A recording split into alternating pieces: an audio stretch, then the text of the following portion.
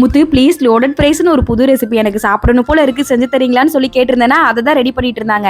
இந்த மாதிரி ரெசிபிலாம் எனக்கு தலையில நின்று தண்ணி குடிச்சாலும் சுத்தமா வராது. ரொட்டீன் தாண்டி புதுசா ஏதாவது செய்யறனால கண்டிப்பா சொதப்பிடும். ஆனா முத்து இதெல்லாம் அசால்ட்டா ஈஸியா டக்கு டக்குன்னு செஞ்சுட்டு போயிருவாங்களா. ரெஃபரன்ஸ்க்கு ஒரு 2-3 வீடியோ அனுப்பிச்சு விட்டுட்டு இதே மாதிரி வேணும்னு சொல்லி கேட்டிருந்தேன். ஆனா இதுல ஒரு ட்விஸ்ட் இருக்கு. என்னன்னா வீடியோ பார்த்த வரைக்கும் எல்லாருமே ஓவன்ல தான் பண்ணிருந்தாங்க. நம்ம கிட்ட தான் ஓவன் இல்லையே, எப்படி பண்ண போறோம் முத்துன்னு சொல்லி கேட்டா அதெல்லாம் நீ ஏன் ஃபீல் பண்ற, ஓவன் இல்லாமலே பண்ணலாம், நான் உனக்கு சூப்பரா ரெடி பண்ணி தரேன், நீ சாப்பிட்டு எப்படி இருக்குன்னு மட்டும் கமெண்ட் சொல்லுன்னு சொல்லிட்டு முதல்ல இந்த சாஸ் செய்யறதுக்கான வேலையை தான் பண்ணிட்டு இருந்தாங்க.